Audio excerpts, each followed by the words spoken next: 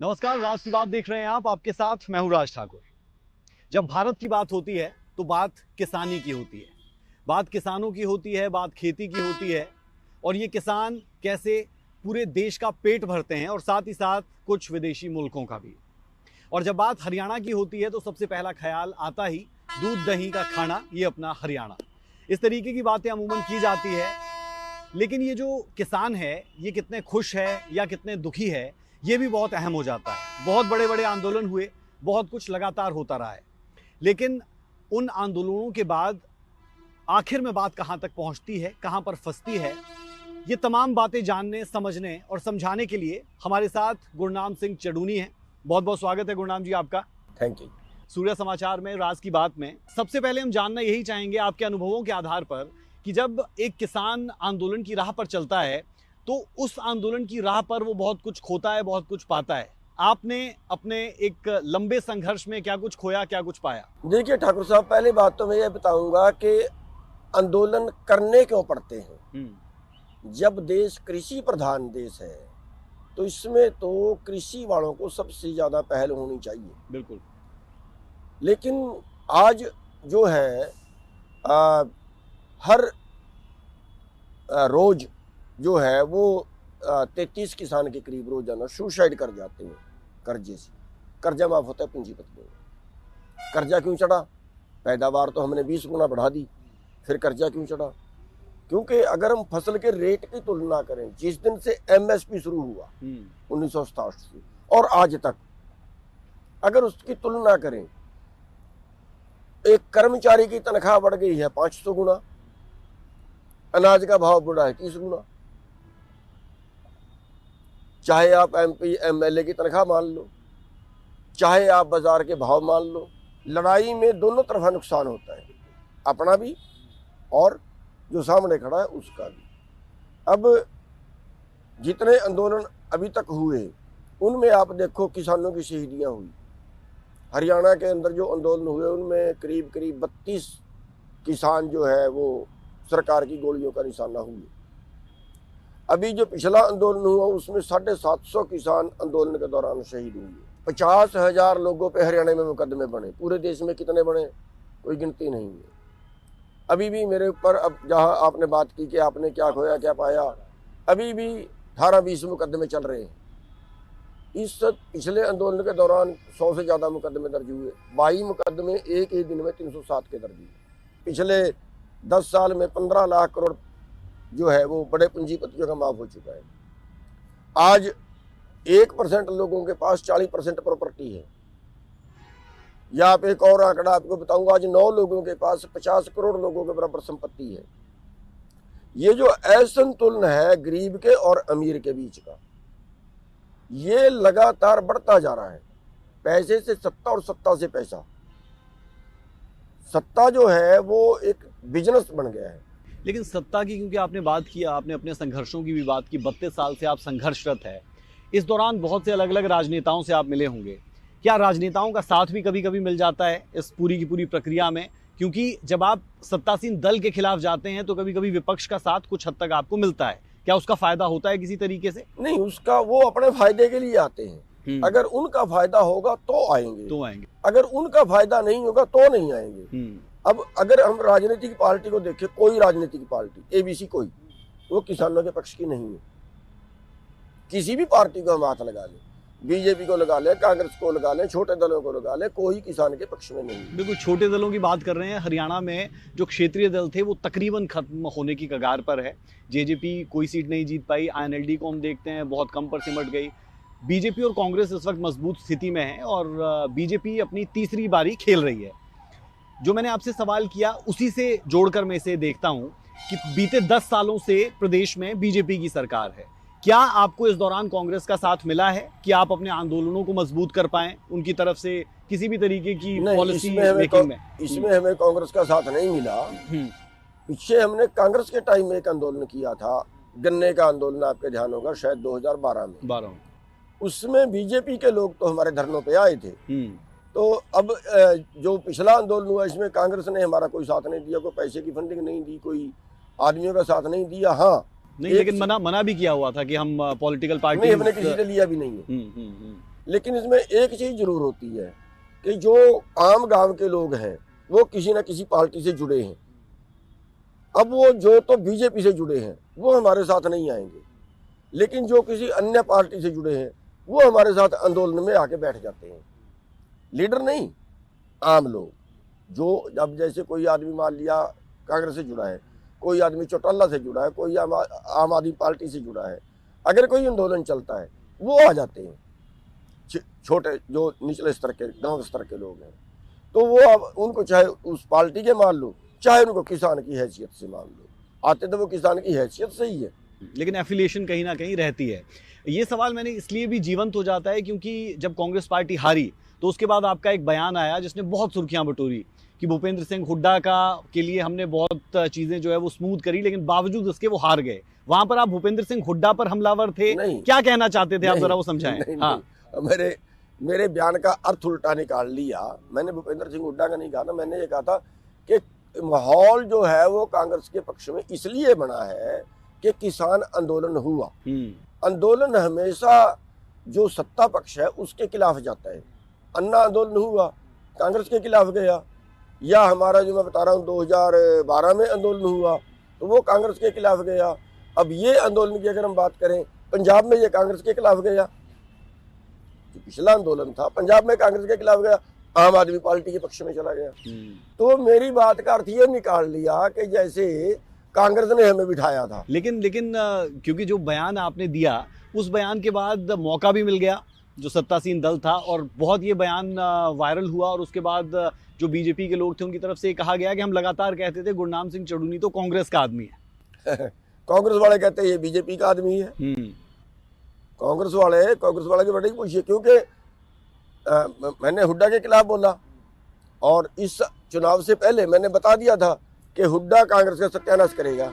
ये जानकारी आपको किसने दी? और आपने एक बयान ये भी दिया था कि बहुत से नेताओं को दरकिनार करके भूपेंद्र सिंह हुड्डा राजा की तरह काम कर रहे हैं। तो क्या लगता है आपको कि कांग्रेस पार्टी में वाकई में दो फाड़ है और भूपेंद्र सिंह हुड्डा एक बड़े लीडर के तौर पर थे लेकिन जीत दर्ज नहीं करवा पाए? नहीं, दो फाड़ नहीं, कई फाड़ है। कई फाड़ है। और मैंने वो एक्चुअली मैंने कांग्रेस के खिलाफ बोला था, लेकिन इन्होंने अर्थ ये निकाल लेगा, देखो इन्होंने बोल दिया कि हाँ हमने कांग्रेस के लिए काम नहीं किया था, काम तो किसानों के लिए किया था। लेकिन आंदोलन का जो है वो सत्ता पक्ष के हमेशा नुकसान में जाता है। कोई भी कर ले, हम कर ले, कोई कर्मचारी करे, कोई भी करे।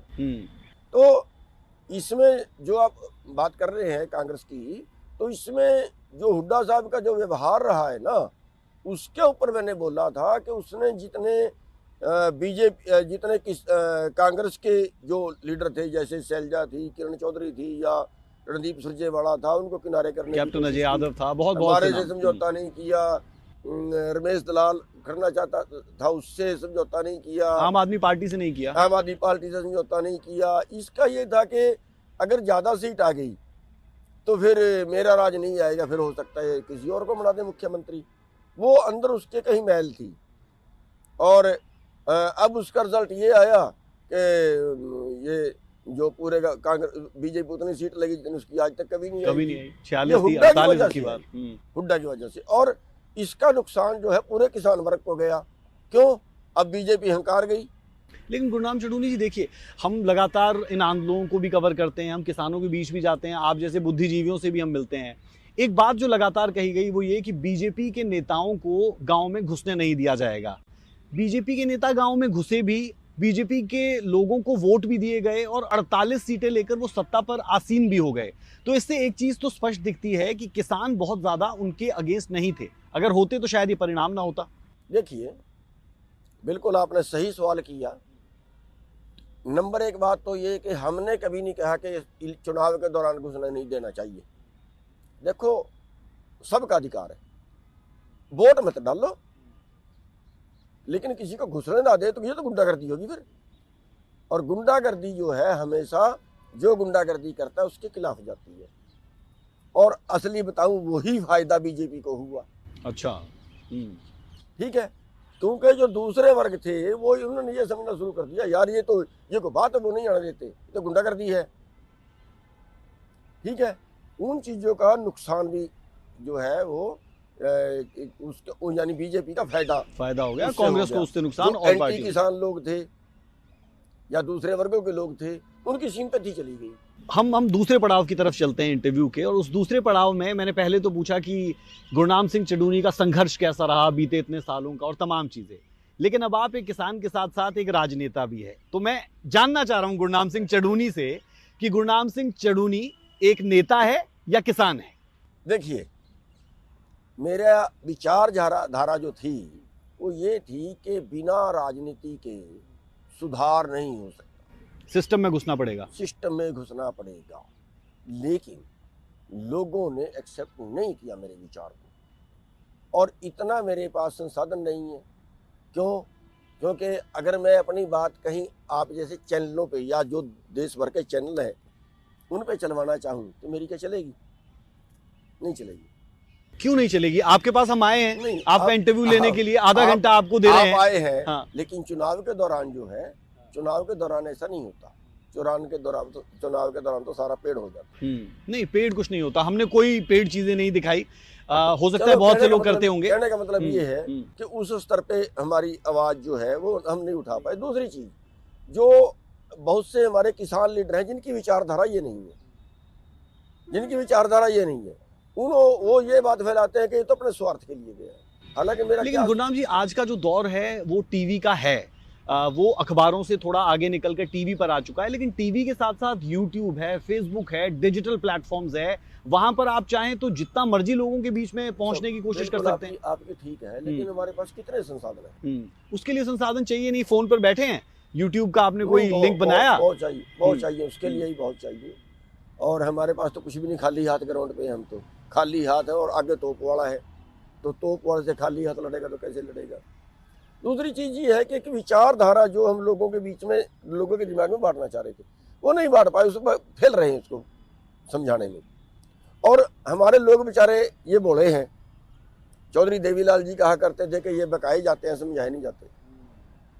और आपको मैं गजब की बात बता दूं, उन्होंने तो चौधरी छोटराम को हरा दिया था। बिल्कुल हरा दिया था, जो इतने बड़े किसान नेता थे। चौधरी देवीलाल, आज हम उनको किसान लीडर मानते हैं ना। बिल्कुल। वो एक बार 2 MLA की सीटों पे खड़े, दोनों पे हरा दिए, फिर 2 पे MP पे खड़े, दोनों हरा दिए। तो लोगों को समझाना बड़ा मुश्किल है। और ये आपने क्योंकि बात निकाली है तो फिर मुझे याद आ रहा है आपका आंकड़ा कि आप महज 1170 वोटें ले पाए। हम उस गुरनाम चडूनी को जानते हैं जिसके साथ सैकड़ों हजारों की तादाद में लोग चलने को तैयार होते हैं, क्योंकि हमें पिछला किसान आंदोलन जब याद आता है तो उसमें हमें याद है कि अंबाला में बैरिकेडिंग तोड़कर आगे जाने वाला वो एक शख्स गुरनाम सिंह चडूनी था। लेकिन जब चुनाव मैदान में उतरता है तो महज 1170 वोटें, जो और अगर हम देखें तो वहां की फहरिस्त में आप शायद 5वें स्थान पर थे। तो ये तमाम बातें कहीं ना कहीं डेंटिंग है। और जो लोग आप पर ये आरोप लगाते हैं कि बहुत से किसान इतने ज़्यादा सरकार के विरोधी नहीं है, लेकिन उन्हें इस तरीके से बरगलाने की कोशिश होती है, फिर उन आरोपों को भी तो हवा मिल जाती है जब आपके जो वोट है वो 1170 रह जाते हैं। हाँ, बिल्कुल मिलती है, बिल्कुल मिलती है। लेकिन एक बात इसमें और भी थी जो हम जज नहीं कर पाए। वो क्या थी? वो ये थी कि इस बार लोगों के दिमाग में, जो तो किसान थे उनके दिमाग में ये थी कि बीजेपी ना जीत जाए, और अगर गुरनाम सिंह को वोट डालते तो हमारी वोट कटेगी। अच्छा। और जो दूसरे थे उनके दिमाग में ये था कि वो एंटी किसान थे, वो सारे एंटी किसान जो थे वो बीजेपी को जा रहे थे। ठीक है, तो आप ये देखें कि वहां पे बीजेपी और कांग्रेस को छोड़ के किसी को भी वोट नहीं डले। चौटाला ने जो कैंडिडेट खड़ा किया उसके पहले उसने सर्वे करवाया, और सर्वे में उसका ये था कि 8 से 10 हजार वोट हमें मिलेगी। ठीक है, लेकिन 1800 मिले। चलिए, सर्वे तो फेल हो सकते हैं क्योंकि सैंपल साइज उसमें डिपेंड करता है। मैं जो बता रहा हूँ कि लोगों का जो माहौल था वो ये था कि या तो बीजेपी और या कांग्रेस, तीसरे सारे आउट। ठीक है, मतलब ये एक बात भी उसमें एक कारण थी। दूसरी चीज, जो आंदोलन है वो लोग और चीज मानते हैं। लोग ये मानते हैं यार आंदोलन वाले को राजनीति में नहीं आना चाहिए। अब ये समझाना ही महाभारत है कि एक्चुअली राजनीति से ही सब कुछ होता है। समझाने में कच्चे रह गए। समझा ही नहीं सकते, मेरे बस का नहीं है। समझाने में आप अमूमन कच्चे रह जाते हैं। आपने इसी इंटरव्यू के दौरान जैसे कहा कि भूपेंद्र सिंह हुड्डा को लेकर कहा आपने, कुछ मीडिया ने कुछ और दिखा दिया, वहां पर आप समझा नहीं पाए, तो मीडिया को दोषी कैसे माने आप? क्योंकि पंजाब में भी चुनाव लड़े, देखा जाए 10 सीटों पर आप वहां पर भी लड़े थे, वहां पर भी जमानतें जब्त हुई थी, उससे भी नहीं सीख पाए कि यहाँ पर हम कुछ बेटर कर पाते? क्योंकि जब वो आंकड़ा सामने आया, हमें अभी भी याद है कि 1170 पर गुरनाम चढ़ूनी रह गए, तो हर कोई हैरान था कि अगर एक ऐसे शख्स की इतनी फॉलोइंग वाकई में है, क्योंकि अब हम देखते हैं ये दौर ऐसा चल रहा है जहां पर यूट्यूब पर फॉलोअर्स बता दिए जाते हैं 5 मिलियंस, लेकिन होते नहीं है, वो पेड़ बता दिए जाते हैं। इसमें मैं आपको ये बता दूं, इसमें गुरनाम सिंह नहीं हारा। अच्छा। ना किसान हारे। किसान हारे कि क्या गई आपके दिमाग में, सबके दिमाग में क्या गई यार, जिन किसानों के लिए इतना लड़ मरा उन्होंने ही वोट नहीं डाले। तो बेइज्जती मेरी नहीं, बेइज्जती उनकी है। और मैं बता दूं आपको, एक आदमी का हमने 30 लाख रुपया निकलवाया। अच्छा। एजेंट से 30 लाख, वो भी कांग्रेस की तरफ खड़ा है भाई साहब। 6000 किले जिनमें झील थी, जिनमें एक फसल होती थी केवल गेहूं की, और अब उस झील को पक्का करने लगे थे। 2001 में आंदोलन करके 6000 किले छुड़वाए कि कई लोगों को तो 50-50 किले भी थे। वो भी कांग्रेस के पक्ष में खड़े थे। एक तो बीजेपी के पक्ष में खड़ा था, उनमें से एक जो वहां का लीडर था वो बीजेपी के पक्ष में खड़ा था। तो ऐसा क्या है कि लोगों को आप समझा नहीं पाए, वो एक चीज है, लेकिन एक कैरिज्मा ऑफ द लीडर भी होता है। मैं बता रहा हूं कि ये पता नहीं, अब देखिए, अब फिर हम कसूर निकालते हैं सरकार का कि सरकार जो है या राजनीतिक पार्टियां जो हैं वो किसानों के साथ गलत करती हैं। मैं ये कहता हूँ किसान अपने साथ खुद भी गलती करता है कि गुरनाम सिंह चढ़ूनी को नहीं जिताया। आप किसी भी लीडर को ला लिए, केले मेरे को नहीं, टिकैत खड़ा तो उससे यही हुई थी, राज्यपाल खड़ा तो उसके साथ भी वही हुई थी। तो इसको हम इस चश्मे से क्यों ना देखें कि लोगों ने आप सबको लीडर माना ही नहीं। राज्यपाल जी भी हार गए, इतने बड़े लीडर वो भी हार गए। हमें किसान लीडर तो मानते हैं, हाँ। राजनेता नहीं मानते। अच्छा। हाँ। और देखिए, चलो अब जो हुआ सो है, लेकिन असलियत ये है कि राजनीति जो है वो हमें तबाह कर रही है, और जब तक हम नहीं समझेंगे करती रहेगी। ठीक है, क्योंकि राजनीति में वो लोग बैठ गए जो मतलब जिनका जमीर मरा हुआ है। जिंदी जमीर वाला राजनीति में नहीं जा सकता। आप भी तो गए। नहीं, कहाँ गए? फेल हो गए। नहीं गए तो नहीं, फेल हो गए ना। अब बता तो रहा हूँ, जो चुनाव लड़ लेता है उसे भी राजनेता कह दिया जाता है। नहीं, मैं ये कह रहा हूँ कि जिंदा जमीर वाले के पास वोट नहीं पड़ेंगे। क्यों? क्योंकि ना तो वो झूठ बोलेगा, ना वो हराम का कमाएगा। जब हराम का नहीं कमाएगा तो खर्चेगा कहाँ से? जब झूठ नहीं बोलेगा तो उसकी बात पे यकीन ही नहीं करेंगे लोग। यहाँ क्या है, यहाँ तो ये झूठ बोल देंगे कि हाँ भाई मेरा राज आ गया तो सबके खाते में इतना पैसा आ जाएगा, बाद में दुबन्नी ना है, क्या कर लेंगे? सरकारी नौकरियां लगा देंगे।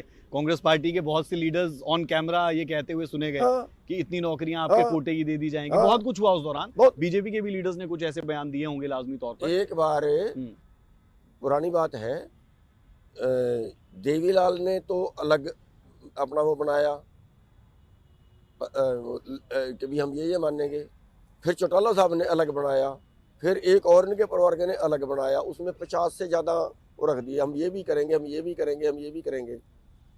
वो हमारा एक साथी था वगैरह, सारा हरियाणा को बेच के भी नहीं कर सकते। अच्छा।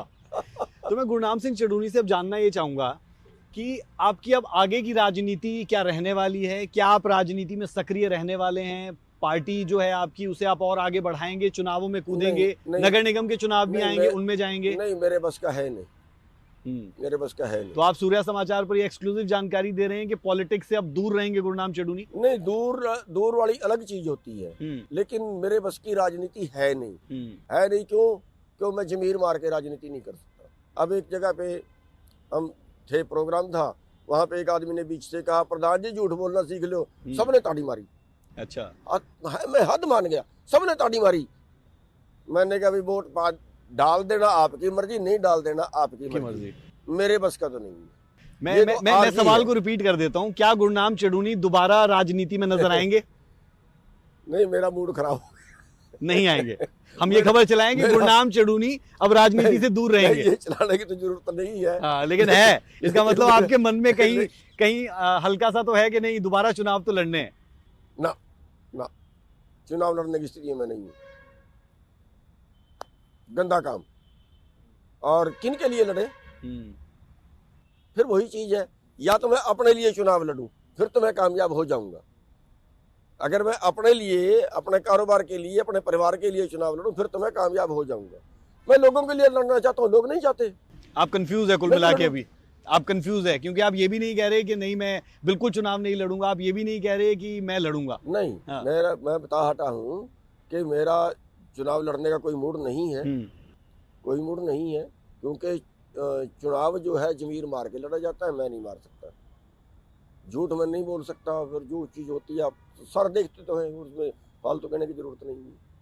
तो वो मेरा मूड चलिए खराब है। एक स्थिति मान लेते हैं कि अगर आपको बीजेपी या कांग्रेस ऑफर कर देती है अगले चुनावों में कि गुरनाम सिंह चढ़ूनी जी आइए चुनाव लड़िए। देखिए अब फिर वही चीज़ आ गई, वही चीज़ जमीर मारने वाली आ गई। अब अगर जमीर मारनी होती तो क्या बीजेपी अब ऑफर नहीं देती थी? दे रही थी। मैं कह रहा मैं अब जाऊं छोड़ के, तो अब भी दे देंगे ना। इसका मतलब किसी के साथ तो टच में आप है जो इतने कॉन्फिडेंट आप नजर आ रहे हैं। कुछ नहीं है, कुछ नहीं है। आप ये देखिए कि सबको दिया, जितने बीजेपी में चले गए, इधर से टूट के उधर चले गए, उन्होंने सबको सेट कर लिया। मेरे को करने से क्या डर लगता है? लेकिन मैं जमीर नहीं मारना चाहता, नहीं जाता मैं। अगर कांग्रेस, हुड्डा से क्या झगड़ा था? हुड्डा से क्या झगड़ा था? हुड्डा ने मेरे पास फोन किया कि मेरी लोकसभा में मदद कर दो उसकी सीट पे, हालांकि उसको सारे हरियाणा का कहना चाहिए था। अपनी सीट पे मांगी मैंने की, हालांकि उसके पहले उन्होंने मेरे से वादा किया था टिकट देने का, बाद में मुकर गए थे। सोनीपत 2019 की बात कर रहे हैं आप? अब की, अच्छा, 24 की, रोहतक के लिए, 24 की, रोहतक के लिए, रोहतक के लिए बेटे के लिए सपोर्ट मांगी थी ना उन्होंने। मैंने अपने बेटे को भेजा, लेकिन बाद में फिर तो अगर जमीर जिंदा होती तो फिर तो कहीं ना कहीं बंदा एडजस्टमेंट कर लेता है, ठीक है। तो इसलिए इन पार्टियों में खपना मेरे बस का सौदा है नहीं। चलिए पार्टियों की बात हो गई, उनके अधीन होकर चलना पड़ता है, ये बड़ी प्रॉब्लम है। ये पार्टियों की बात हो गई, लेकिन एक और आंदोलन जो पंजाब में इस वक्त पनप रहा है, आप उसका हिस्सा भी नहीं होंगे, उसके पीछे के क्या कारण है वो जरा बता दें दर्शकों को। नहीं, उसका हिस्सा तो हम बनना चाहते थे। एक्चुअली जब ये आंदोलन शुरू हुआ, जितने लोग दिल्ली आंदोलन में पहले थे वो सारे शामिल होने चाहिए थे और उनको सारे को सब शामिल करके आंदोलन करना चाहिए था। लेकिन इन्होंने अपनी मर्जी से, दो ग्रुपों ने मिलकर आंदोलन शुरू किया, तो मैं दोनों ग्रुपों से अलग अलग मिला। मेरी इच्छा ये थी कि सबको दोबारा से, कौन कौन से गुट है वो उनके नाम भी बता दें ताकि दर्शक समझ पाए। पंधेर साहब से मिला। पंधेर साहब की वर्डिंग ये की ये थी कि जो राजनीति करते हैं उनको हम शामिल नहीं करेंगे, इसीलिए जो SKM है वो बाहर हो गया और हमें भी उन्होंने बाहर कर दिया। तो मैंने उनके आगे प्रस्ताव ये रखा था कि सभी ग्रुपों से एक एक बंदा ले ले और मेरे को बेशक ना लो, एक एक बंदा लेके एक कमेटी बना दो। वो कमेटी के नीचे आंदोलन चलेगा तो जैसे पहले चलाया था ऐसे ठीक रहेगा। फिर मैं डल्लेवाल के वहाँ गया, तो डल्लेवाल के जो उन्होंने क्या किया, डल्लेवाल तो आप आए नहीं और अपने 4 लोगों को भेज दिया। उनके आगे मैं यही बात रखी, उन्होंने कहा जी ठीक है, वो टाल गए ना डल्लेवाल। वो उन्होंने कहा जी ठीक है आएंगे, हम बता देंगे। मैं कहा भैया बता देना, अगर आपको सहमत हो तो हम आएंगे, ना सहमत हो तो आपकी मर्जी है। लेकिन फिर मुझे तो ये लग रहा है कि गुरनाम सिंह चढ़ूनी राजनीति में आए तो ऐसे में ना घर के नए ना घाट के। ऐसा कुछ नहीं होता, ये तो ऊपर वाले की मर्जी है। अब जिस आंदोलन की आप बात कर रहे हैं कि सबसे आगे अगवानी आपने करी थी, आपका नाम चला था, उस आंदोलन में मेरा सबसे कम जोर लगा था। उसके पहले कई आंदोलन ऐसे हुए जिनमें टकराव, पुलिस से भिड़ंत होगी, ठीक है। चौटाला के टाइम में बड़े आंदोलन हुए लेकिन उनमें नाम नहीं चला,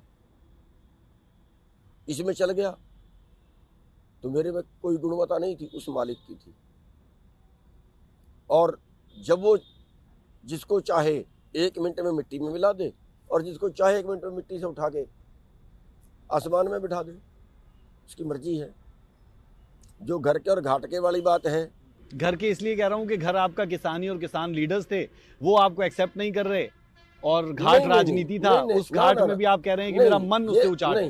ये जो किसान लीडर हैं, यही किसान लीडर नहीं है देश में, यही किसान। और ये तो जो है, ये तो मतलब एक तरह से ये कह लीजिए कि अब मैं अगर ये कहूँ कि जब हम दिल्ली आंदोलन में बैठे थे और वहाँ मैंने बीच मीटिंग के ये बात रखी थी कि 3 कानूनों पे तो सरकार जो है वो कई मीटिंगें होगी, आप MSP में बात शुरू करें।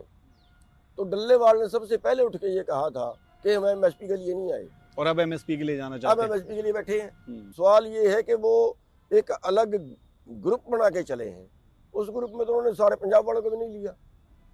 बताइए उस ग्रुप में पंजाब वाले कहाँ हैं, राज्यवाल कहाँ हैं, और जो दूसरे थे वो कहाँ हैं? मतलब कोई भी वहाँ तो 56 संगठन है पंजाब में, बिल्कुल, बहुत 56 ज्यादा। संगठनों में 6-7 हैं, इनके साथ में बाकी तो नहीं है। चलिए गुरनाम चढ़ूनी जी, बहुत मजा आया आपसे बातचीत करके, और ऐसे ही आपके साथ Thank you, गुफ्तगू thank you. करते रहेंगे। Thank you. कुल मिलाकर गुरनाम सिंह चढ़ूनी बहुत भरे भरे लग रहे हैं, लेकिन जो तमाम बातें हुई उससे एक चीज़ और साफ होती है, जो गुरनाम सिंह चढ़ूनी शायद कहना चाहते हैं कि मेरा मुंसिफ ही मेरा कातिल है, क्या मेरे हक में फैसला देगा। तो ये आपने सुना गुरनाम सिंह चढ़ूनी को, जो लगातार किसान हितों की बात करते हैं, लेकिन जब राजनीति में आए तो उनके अपनों ने भी इस पर सवाल ज़रूर उठाए। और अब गुरनाम सिंह चढ़ूनी ये खुद तय नहीं कर पा रहे हैं कि वो आगे राजनीति करेंगे भी या नहीं। राज की बात में अभी के लिए इतना ही। मुझे और मेरी पूरी टीम को दें इजाज़त। खबरों का सिलसिला सूर्या समाचार पर बदस्तूर जारी है। नमस्कार।